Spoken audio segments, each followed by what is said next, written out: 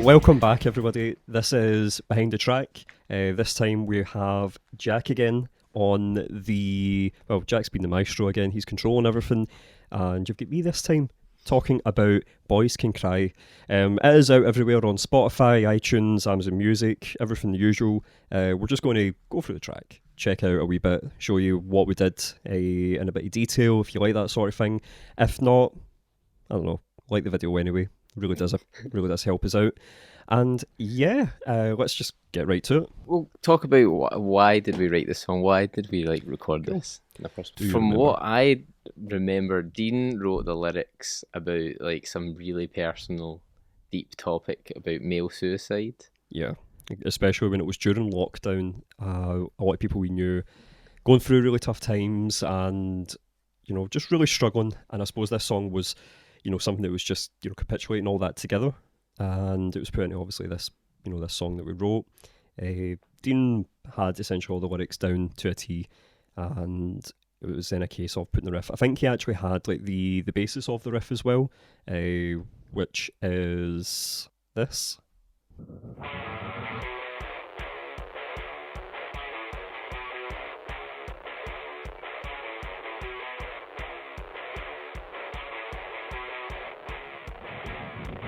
Yeah, there was a rough outline for that riff when we were playing it.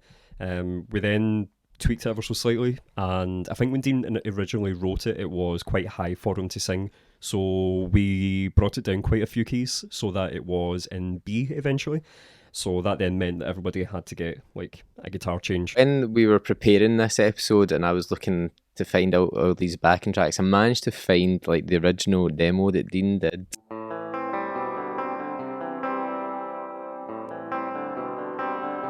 It's better that I'm feeling. Used to spend time dealing with the same old repercussions. Is it unappealing? Do we really change or do we play up to the obvious? There's no disguise for reptile eyes. Taste of gold alone at night. Shoot the breeze, do as you please. Trust me, you'll be fine.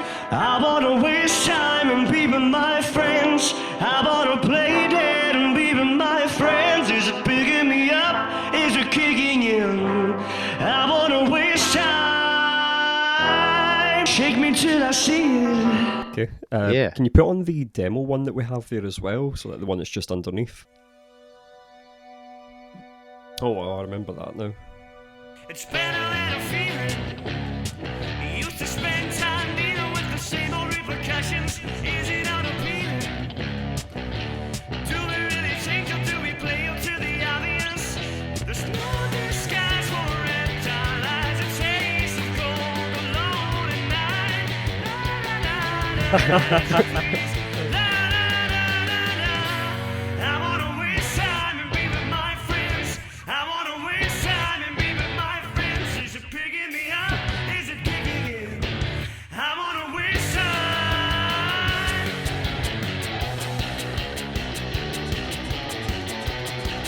Oh yeah, we were going to try and add that in, but then we realised when we were doing the actual recording with Mark that we wanted to have the riff on its own, because that was going to be the first time that everybody heard it. So we wanted more emphasis on, here's a heavy riff, here's how it sounds, and we didn't want to take away anything from adding any sort of additional strange noises or any kind of lead guitar things. We felt as though it was probably just more important to have that on its own. So what that was Callum played a guitar part, but then we just put it backwards, and that was... So we did. So you could hear some synth stuff at the start of that as well.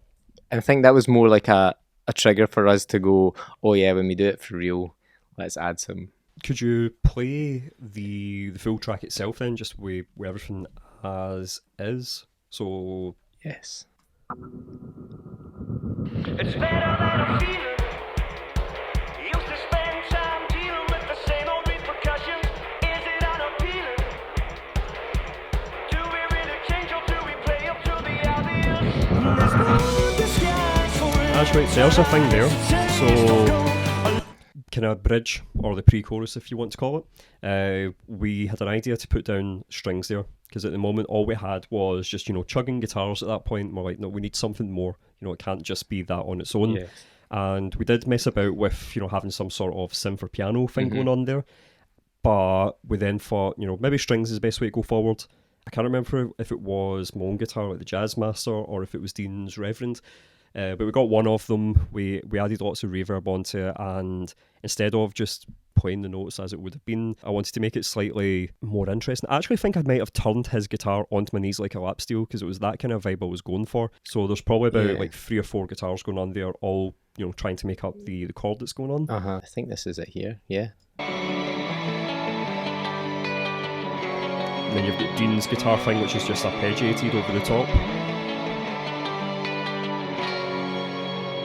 Yeah, it was definitely something that it needed, because at that point it was all really low-tuned guitars, really bassy, very distorted, and that really gives you some nice shimmer at the top, and quite definitely cool. It fills out the song. Choruses now, I think originally we were really struggling as to what we wanted to do for it. I think the go-to thing is just to, fire away on the guitars. You'll have your rough idea of what your chords are going to be in some sort of rhythm, and then there's maybe a lead guitar over the top. But again, to try and get away from that usual thing that we sometimes kind of fall back on, especially when in that kind of writing process. It was Dean who said, really just hit the notes.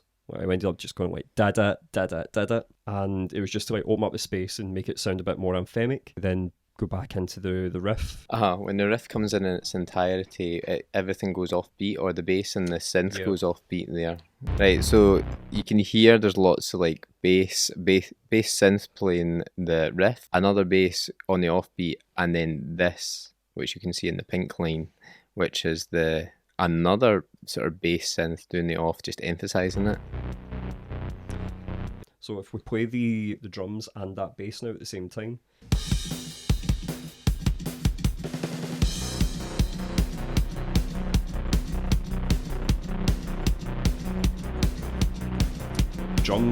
The drums that Derek did as well here were really, really well put together.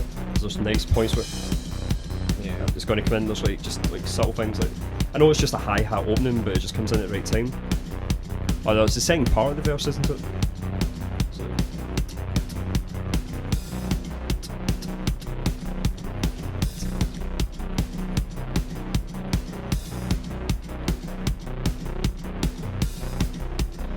Yeah.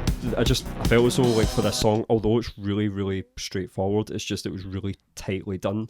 And I think it was just, one of those tracks where you're doing the right thing at the right time just to hold a beat. Yeah, it has that really production quality of it's right on, everything's clean and tidy. And this was probably the first song actually that we really started to go down a bit more digital production in terms of drums, samples and synth. This was like the genesis of that. I mean, you can hear like so much.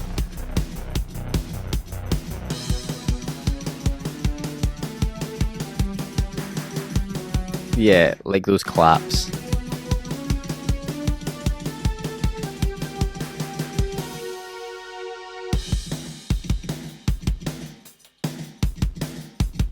And that's something we've taken on, as you say, for every track since. Just really pushing the boundaries of what we could add and do. Looking at the bridge, again, we just wanted to quickly break it up and move straight on to the ending. We wanted to not slow it down, but just kind of like break up the pace a bit and just make it a bit more mellow. At this point, you've got all the notes are holding out. Dean's getting more space to sing. I wanna waste time. It's vocal. Every night, calling out your name, but at the same time, Yeah. keep it locked away, that's what they'll say. I thought it was quite important just to have that break almost, so you're not just, getting absolutely bombarded. Yeah, because it's like so easy to get bombarded with noise. The next part is where you've got your question and answer on the guitars. The guitars, which is really a really cool feature that I really like on this part of the song. Yeah, I thought it was good just to kind of like mix it up, do something different, and that way it's been panned in both ears as well. So you've got one coming in the other ear and the response coming through into the other. Yeah, it sounds really cool. Yeah. Let's hear it.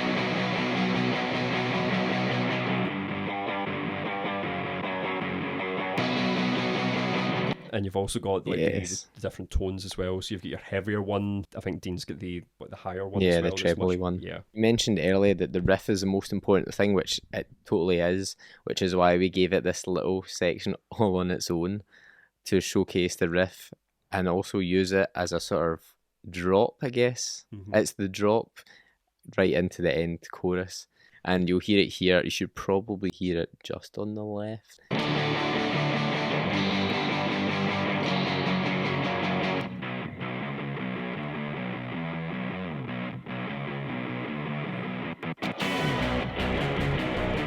Yeah, so that's like the drop, and then suddenly everything comes back in for the end, which is exactly what we wanted. You'll hear actually one of Mark's, the thing that we love about Mark is how he adds something to it. So you can hear in the guitar the sort of stutter effect right at the end. We never asked him to do, but we're glad that he did it because it's I like really the fact cool. that he does things like that though. He's really good for adding in extra things, and I think every time he does it, he's not falling back on like old, tried and tested kind of methods. It's always something new. It's always like, let's try adding something like this in this time. Yeah, so we'll play the whole ending together from that section, and you'll see just how it sort of goes right down for this guitar bit and then straight back up with everything.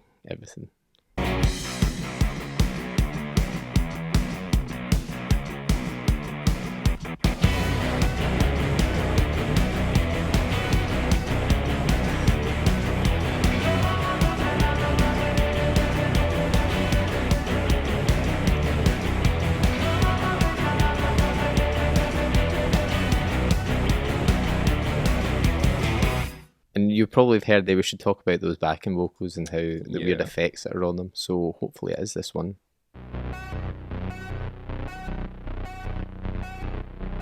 Literally just any.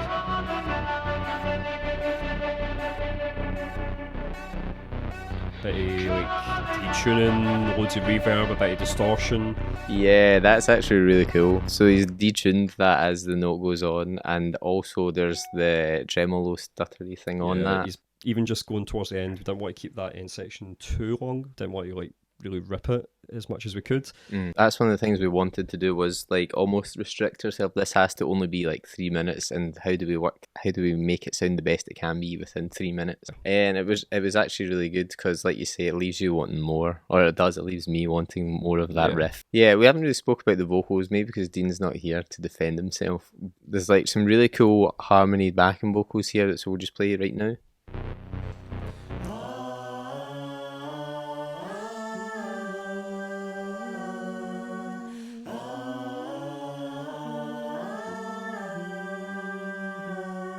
Just following the chords, making up like a choir of Deans, what we've always wanted. Again, it's just, we didn't want to have the first pre-chorus sound the same or feeling the same, so again, just subtle layers in there just to, make it sound a bit different or just show a bit of progression as the song's going on. Dean's vocals for this song, I really, really liked these. I felt as though he showed a really good range, and I felt as though he kept it really interesting. Like, things are just quite soulful, which is good. Shake me till I see it. Been waiting for the right time to start a new discussion full of hidden meanings, where I'd maybe take the blame if I knew what I was doing wrong. So wait some time for a minute, but then a minute it has to end. Make a wish and pray it never ends. We'll play on from here actually. Yeah. Because I'll go into the chorus. Make a wish and pray it never ends. There's no disguise for reptile eyes, a taste of gold, alone at night. Should the breeze do as you please, trust me, you'll be fine. I wanna waste time and be with my friends. I wanna play dead and be with my friends. Is it picking me up? Is it kicking in? I wanna waste time. I wanna waste. You can hear a lot of layers there. Yeah. A lot of double track, triple track, quadruple track vocals. And then you've got your low auto-tuned voice again. Yep. Simply, it's just Dean singing the exact same thing, and all Mark did was auto-tuned it so that it sounded a bit more robotic, and just down-tuned it. Well, we hope you've really enjoyed it. We hope we've covered off enough, and we hope we've not left anything out, and if we have, then tough. There's not really much we can do about it. But no, we really hope you've enjoyed it. We'll be doing a few more of these as well. We've got a few more tracks that we'd like to, pull apart and just talk to you about. This has been Jack, I've been Callum. This has been Boys Can Cry, which again is absolutely everywhere. You can still find it. It's online, and if you like anything else that's been played on there as well, have a listen to that too. Thank you. Anyways, thank you very much, guys. Bye. Bye.